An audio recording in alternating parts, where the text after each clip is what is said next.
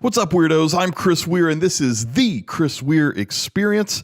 And today on Chris Weir Answers, I answer the question, what is a marketing plan, and is it actually relevant for your business?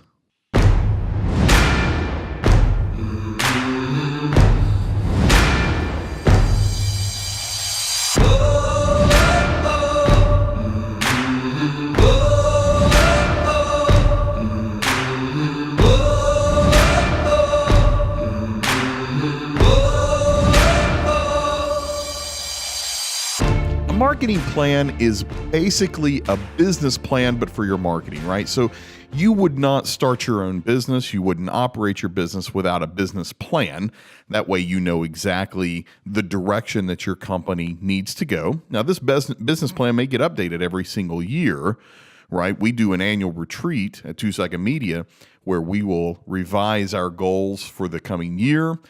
We have our short and long-term goals, and we're just constantly trying to close that disparity. And sometimes that takes tweaking the business plan a little bit to make sure that we can still be relevant and that we can still accomplish what it is that we're trying to accomplish. Well, a marketing plan is the same concept, except it's specifically for your marketing. And basically what you're doing is you're creating and starting with the end game and reverse engineering the entire plan back to what it's going to take to get you to the end game. So the end game being, and this is going to be for each and every campaign that you're going to run, there's going to be specific goals for each of those campaigns, right? So if you're running a campaign, let's say on social media, and you're wanting the conversion to be a like, that's what you're going for. You want them to like your page and start following you on social media, just for conversation. And that's what you want. Then you're going to start there. We want the conversion into a follow or a like. So let's back that up and talk about each of the various steps that got us there. Let's talk about that conversion process. What is the call to action that gets them to do it? What is the ad that call to action lives in? What is the demographics, geographics, and psychographics of the ad that is going to be put out there? What is the creative for the ad? Is it video? Is it written? Is it graphical? And then what are the elements of all the creativity there, and how does that all work? All the way back to, what budget is available for us to do it. Now, a lot of businesses that I've talked to through the years, when I ask them what their marketing budget is, more times than not, they do not have an answer. Now, if I were to sit down with you and say, what is your budget for your office space this year? You're going to know that. What's your budget for electricity, utilities? You're going to know that. What's your budget for personnel, for payroll? Right? Even most companies have even sales activities broken out. They know exactly how much they're willing to pay for collateral for their salespeople, but they don't know how much they want to spend for marketing. And that is a shame, because marketing is, it can be the difference maker in your business. Look, to be able to get business, you have to have a conversation with prospects. Right? I don't care what your business is, what industry you're in. The only way you're going to get a consumer to engage you in business is you have to have a conversation. That's marketing. Marketing is that conversation. Advertising is a piece of marketing, sometimes drives into that conversation, but marketing is that conversation with those prospects. So you have to have that. The marketing plan is what brings all of those efforts together.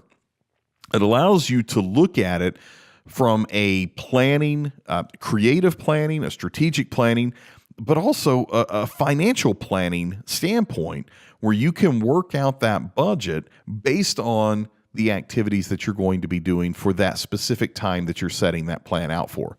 Now, every campaign needs a plan. All the different campaign plans put together is kind of your marketing plan for that time frame. I generally recommend 6 to 12 months. You don't really want to go out further than that, because things change so much that you go 16, 18, 24 months down the road. And, just think back 2 years ago from today, and things that have changed, privacy on Facebook, algorithms for Google.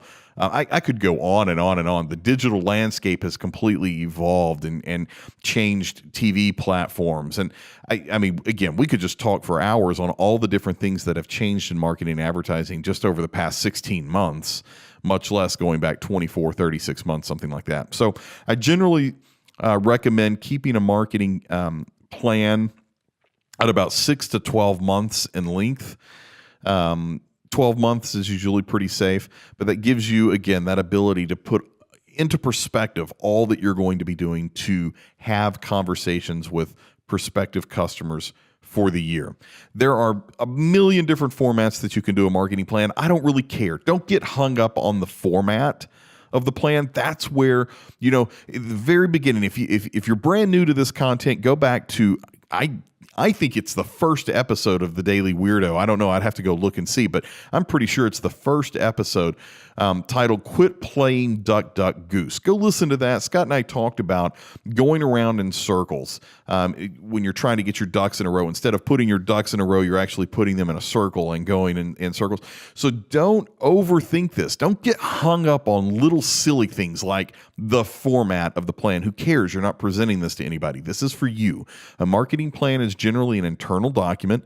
You're not going to submit the marketing plan to VCs or to get investors or anything like that. That's what your business plan is for. This is an internal document for your company so that you guys can have a very, very clear image on what it is that you're going to be doing. It becomes your guardrails for your marketing. Marketing can become a black hole very, very quickly.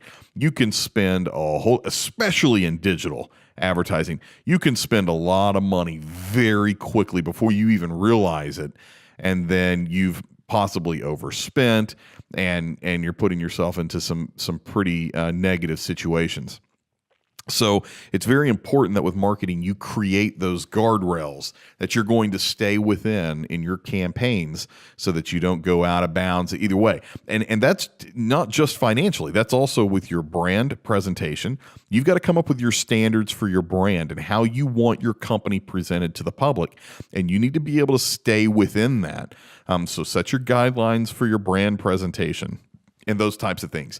So I hope this helped somebody a little bit. If it did, please do me a favor, share the content with somebody else, comment, subscribe to all my channels. I would really, really appreciate you subscribing. And of course, give me feedback. Let me know what's going. I hope that this helps somebody. And I will see you next time on the next episode of Chris Weir Answers. Thanks.